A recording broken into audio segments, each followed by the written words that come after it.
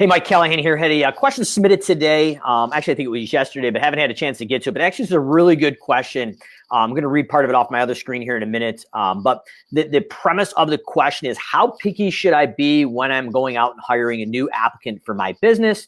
And the summary of this, as you're watching this video live or recorded, is the gentleman is afraid that he is maybe being a little too picky in his hiring selections, to the fact that he has had to jump back on the truck, and it's creating a bottleneck to rapid growth and development and domination of his market. And this gentleman is really focused, and I got to give him a lot of credit without mentioning his name. He's watching.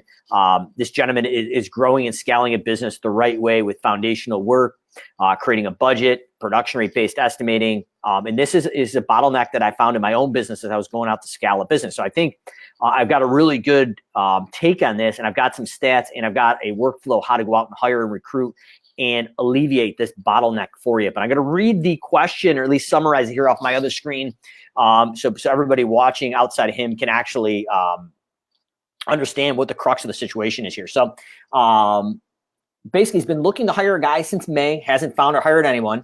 I think my standard is maybe too high for the applicants in this industry, which is lawn care, but this could be very applicable to home cleaning or pest control, the other service industries that we're working with here at Simple Growth.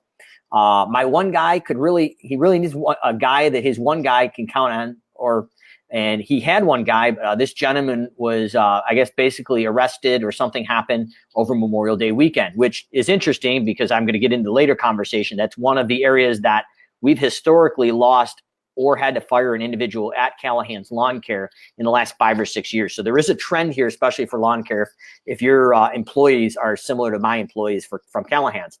So he's since Memorial Day, he's had to fill in. He's been on the crew ever since, and it's hindering his growth and need to hire somebody ASAP. Here are a few reasons why he hasn't hired anybody. And these I think are very applicable to a lot of people that we talk to, including myself sometimes. So I'm going to summarize some of them here.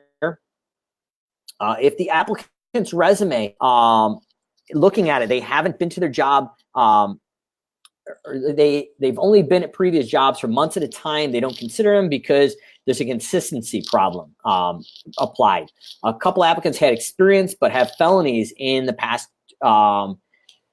7 years. When he runs that background check, what are your thoughts on this? Initially, he doesn't want to hire this, but is this something he should just expect for a service-based industry? Received some applicants with summarizing if they were over a certain age and they potentially wouldn't be, I guess, physically fit or be able to do the work. So they hasn't hired anybody in that age range, which he's saying, is that just me or should I hire some older individuals?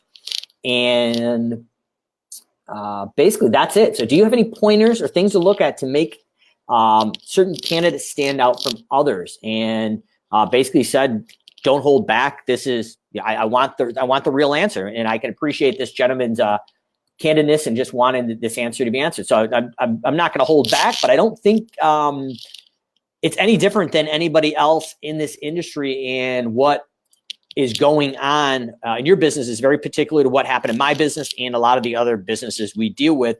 If anybody was at Service Autopilot's SA5, I talked about how to dominate your market after Jonathan Potoshnik, the founder and partner over at Service Autopilot's Dominate Your Market. I did Dominate Your Market Part 2 and how to go out and dominate your market. So one of the biggest elephants in the room was, how do we overcome the bottlenecks of fast growth and the employee issue? So when we go out and scale a business by 200-300%, we're going in and adding $500,000 or $750,000 a year, or even $250,000 a year in additional sales.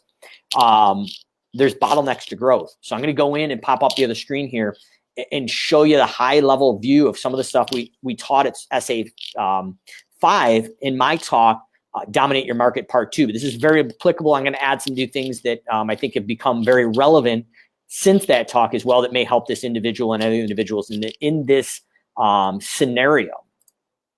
So as we bump this out here, so bottlenecks of fast growth are growing fast without the right people, the biggest bottleneck to growth. So that's what we're going to address right now. Growing fast without your numbers. So this gentleman, hats off to him, came in and understands his numbers. So he has financial benchmarks of his break even. what it costs him per hour before he makes a profit, and his production rate based estimate. So how long it takes to mow, blow, and edge a lawn, how long it takes to snowplow, how long it takes to trim small, medium, and large shrubs. So he knows his numbers. So that potentially in this situation is not going to be a bottleneck. So he's overcome that and not growing fast enough without enough cash flow. This gentleman, from my understanding, from what I've seen, has good cash flow. So the main thing is, the main bottleneck now is growing fast without the right people. So this is what we're going to dive into and actually talk about over the next few minutes here. So basically the things I want to talk about right now are the cost of a bad hire on your team.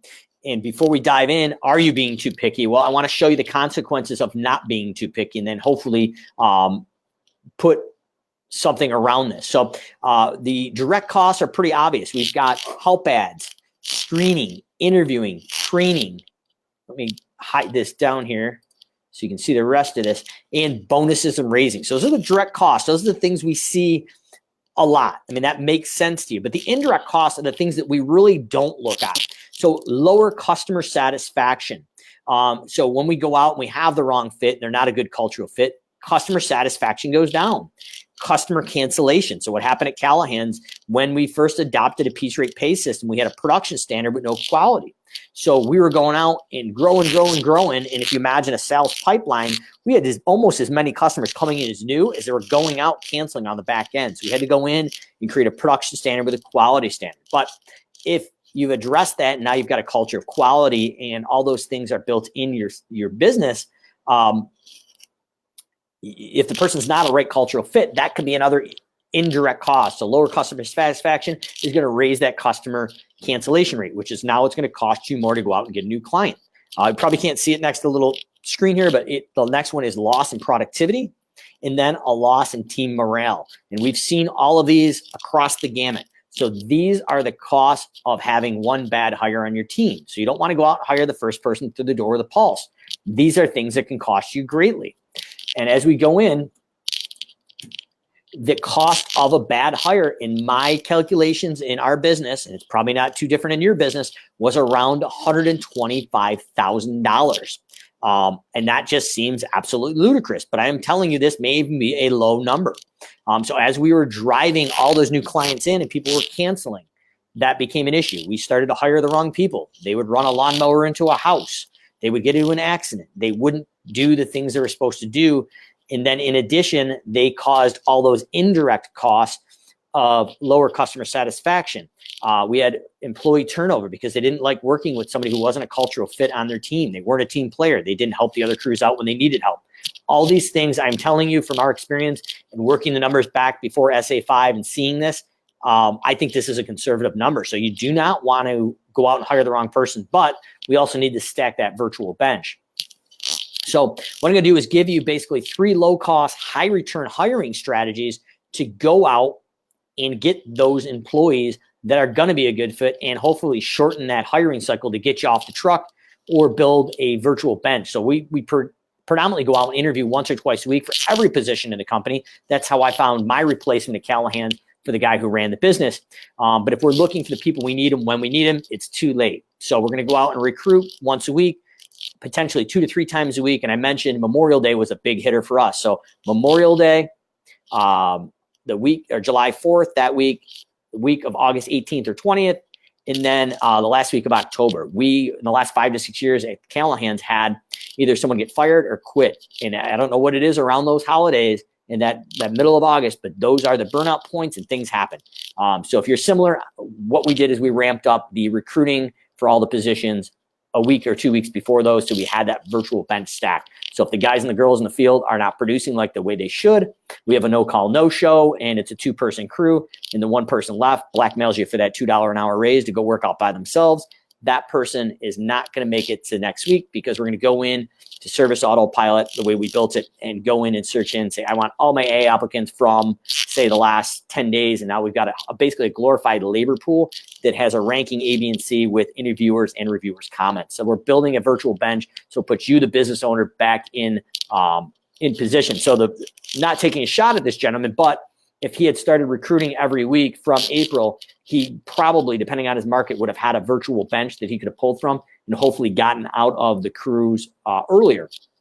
Now, his other question I didn't read in there was he doesn't really want to hire anybody without experience because that is going to involve a lot more work than hiring somebody with experience. Where I'm going to challenge most people here is I would rather have somebody green off the street with no experience 99% of the time, because I am not retraining bad habits and I'm training them to our particular process and system. And as you're building those videos to create an automated or somewhat manual training process for your team, we can instill from day one the right training and process, where to park the truck, where do we start weed whacking, where do we end by the truck, where do we start blowing? If we're mowing, are we going to mow the front yards and the side yards first and then go to the backyard? So when the guy's done weed whacking, the girl's done weed whacking, we go back to the truck, we grab the blower, and the whole front and sides are blown off, and we're literally just blowing off the back of the house as we're fouling them back to the trailer or the dovetail. So those are the particular things that I worked with this gentleman on, and he had obviously some great knowledge beforehand of literally going down to where do we park the truck and start and stop based on each yard to standardize the process. So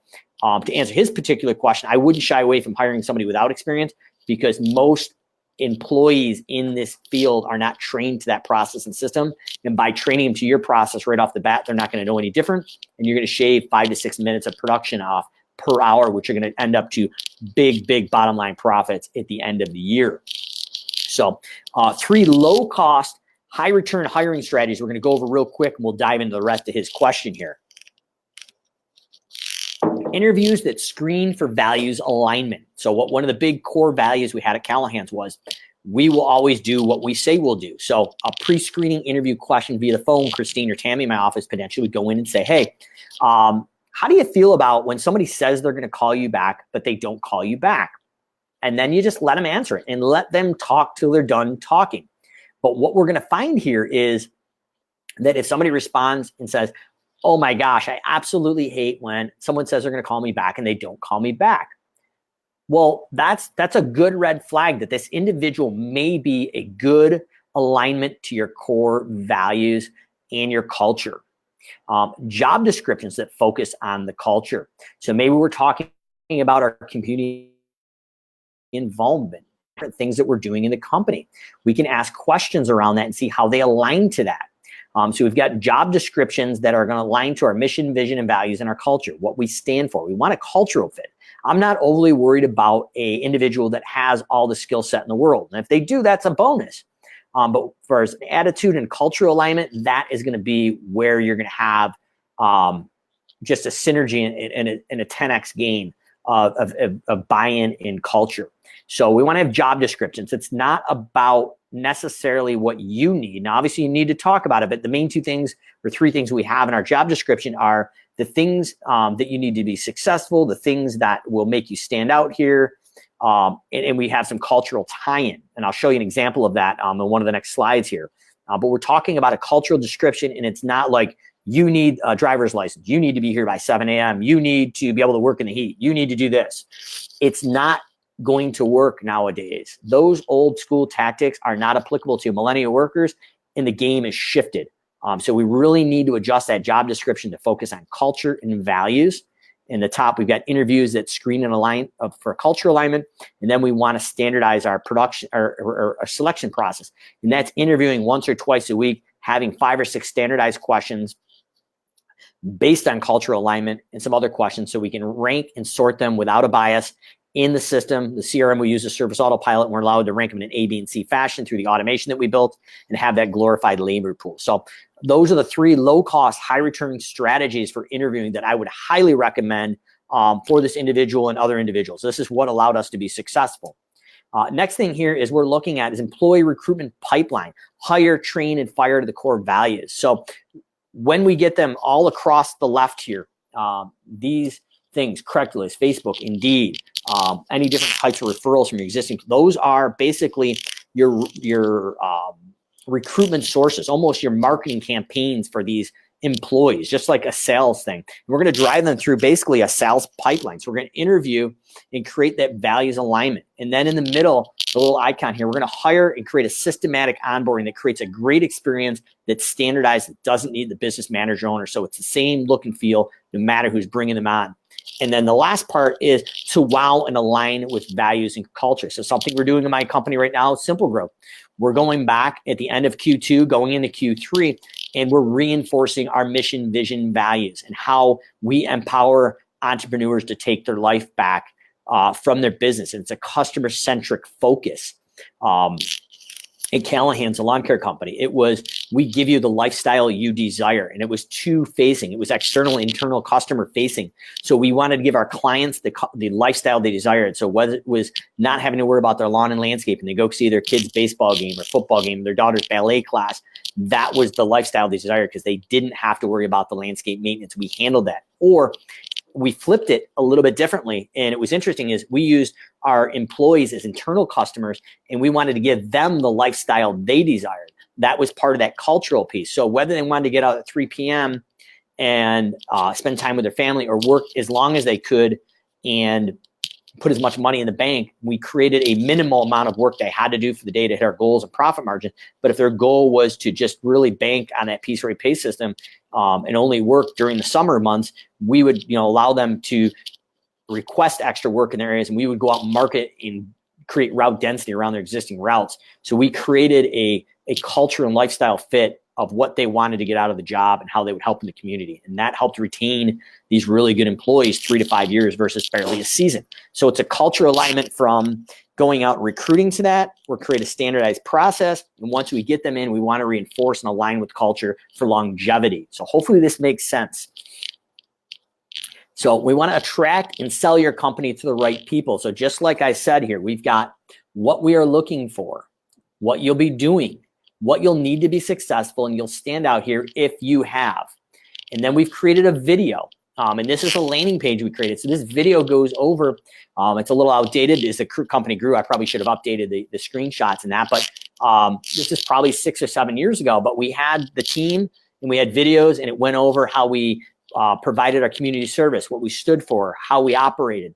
And this was a buy-in. So this was actually a live video that played on top of the application itself, like the job posting. And then they would click that and they'd fill out the online application, which they had to drive through. But they were asking for skill sets, driver's license, and cultural alignment. So we want to sell your place to the right prospects. So there's a cultural alignment from the beginning.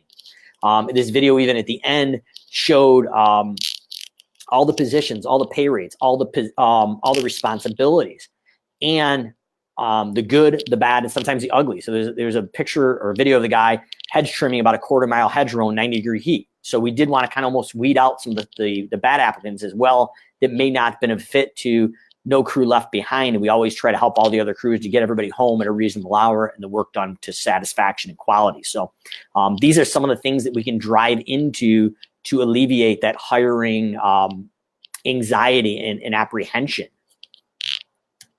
So this is a screenshot of us giving back. So this is a World War II couple. They're in their mid-90s. Their daughter submitted their name for a raffle for free snow removal for the whole year. And we went out and filmed us giving this to them as a surprise for free snow removal to thank them for their service that they've been submitted to. But we would use this as part of our hiring process of what the future employee thought of this as we were looking at this applicant. How do they align this? How do they react to it? This is the buy-in, the cultural fit. So as we're going in this, we want to be constantly recruiting with an automated system to stack your virtual bench. So I'm not going to get into all the details of this, but this is kind of what we do in our employee system that we automated. And this is exactly what we built in my company. So we had a hosted landing page, goes on your Craigslist, Indeed, or Facebook, like I said in the beginning of the funnel, or an office entry form. That's going to have the job description that focuses on culture. Then we're going to go into the online application process. That's interviews that screen for a values alignment. And then we've created a standardized interviewing package that creates a standardized selection process. That's the 5 or 6 questions we ask everybody. We rank them A, B, and C, and we create that glorified labor pool or virtual bench. Once we hire them, we drive them in again to reinforce that culture, to 2 to 3 part introduction to company culture. Mission, vision, values. That's where we take the guy or girl that's lasted maybe 6 to 8 months with us, and we extend that tenure to 3 to 5 years. We created an automated tax document collection with deadlines. So if they can't meet simple deadlines with the timing, then we would end up firing them. But where this gentleman had some questions is now we can get that standardized bench in there. We sort them out online before they get to us. If they meet certain criteria, we interview them. And then if they're an A or B, ranking, depending on where our labor bench is, we bring them in. But we're going to screen them out after we hire them before we train them. Can you finish your call training and your tax document collection by the third and final attempt and deadline? If you can't, we've got nothing really lost there. They're not a good fit. They can't follow directions with the timeline, and they're not a good cultural fit. As you roll over to the green here, then we would roll our admin into an online automated video training series. So 6 modules with about 6 videos each. There's 36 to 37 videos with testing in each module. So we can take a person off the street and train them how to use Service Autopilot in about 5 to 7 days, not needing the business manager owner to do it. Next thing is we made videos in the field, how to stick edge, how to weed whack, how to mow, each type of mower. Every type of service that we had, we ran the field staff through an online automated video training series. Once again, you haven't exerted a ton of energy and training yet for that new person. But now if they don't have experience, before you throw them in the field green with a weed whacker and say, here, go, now you've shaved 3 to 5 days probably of learning curve out of that, and you've standardized it. We've created an automatic tracking for employment contract and handbook fulfillment. But the main thing is this is going to allow you to hire more green people and free up your time and create a standardized process. So when you get them in the field and the business manager owner has to go out and train them as you're scaling the business, that's going to be probably needed. Or your crew lead trains that person. It's going to be a standardized training process that looks like the business training process and not the manager or the crew lead. And that's going to allow you to get those right individuals that are cultural fit and work ethic fit. And now we can train them to your process and system. So that's how we tackle that. And this is a little view of what we did. So this is how we tracked the actual employees coming in and recruits.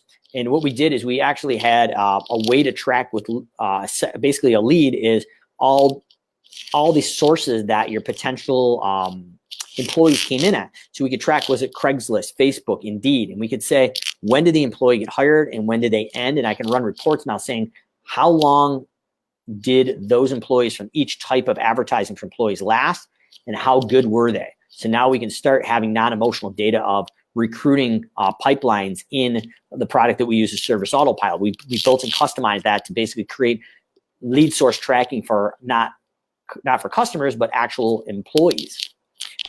So that gave us some insight where I actually acquire a new employee for market or for our budget.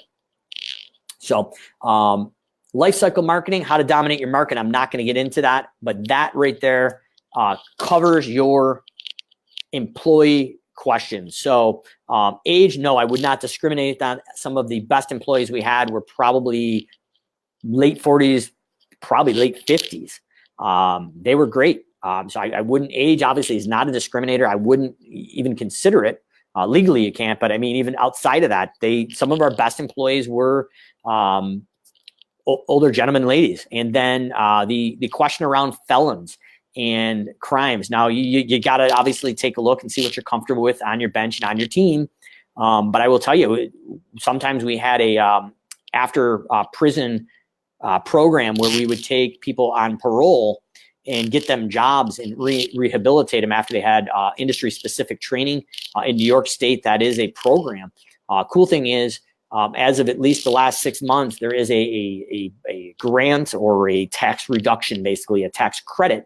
If you can have a felon stick with you for 3 to 6 months, you get a massive credit. So, I mean, I think it's about $2,500 an employee. So if you get 2 or 3 of those, that adds up pretty quick. And you are in control there. And if they don't do their job, like literally, they're probably going back to jail. So that's a good work source depending on your comfort level.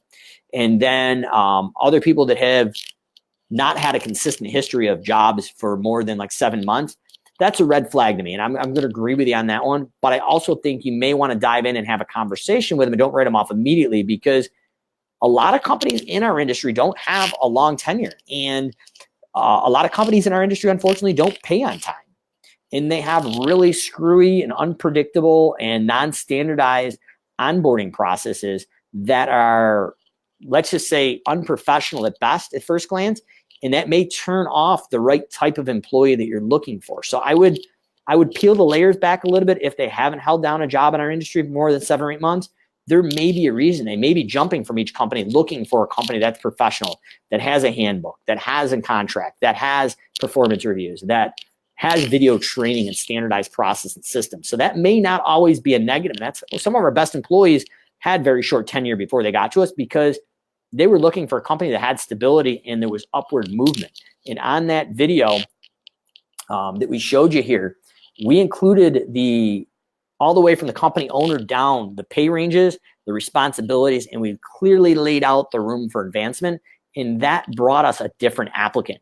Indeed right now and Facebook have been the two hot ones.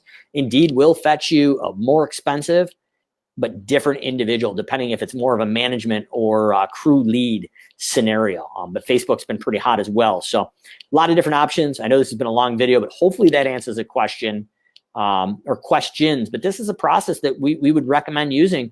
And don't forget those 3 low-cost hiring strategies. So we're going to interview that screen for values alignment, job descriptions that focus on culture, and a standardized selection process to build that virtual bench or glorified labor pool, which will avoid you hiring the first person to the door with a pulse, which we're all guilty of at some point or another. And I can tell you from experience, that just doesn't work out. And it leads to all those indirect costs that we showed here. And these are real hard numbers that leads to the penalty or the expense of 2 to 3 times a person's salary. In our case, it was about $125,000, and I think that was conservative. So when you go out to hire somebody through the first person through the door with a pulse, keep that number in mind. Is it worth $125,000? Or do I want to proactively go out and recruit a virtual bench, a glorified labor pool? So when I need that person, you're not getting stuck back on the truck for the long term, but maybe a few days after a standardized video training series with text and video that gets them up and running to your system. And don't be afraid of a green person that's never worked in the green industry or home cleaning for that matter. There's a lot of resources out there to train people on all different service industries, whether it's lawn care or home cleaning, for success right out the gate. And one of the ones that I would recommend looking at if you're in the home cleaning industry is Speed Cleaning by Debbie Sardone. Really, really cool stuff. And there's some other ones out there, but Debbie's Speed Cleaning is pretty great. And some of the videos that we made internally as well, if you have the time, the less produced, the better. $50 tripod, smartphone, $100 wireless mic, throw it on a platform like Wistia and embed it on a private landing page and have your people run through that. That creates a turnkey solution that you can either sell without you needed to be needed in the system, or you can create an absentee owner there. So hopefully that helps, and look forward to any comments or questions.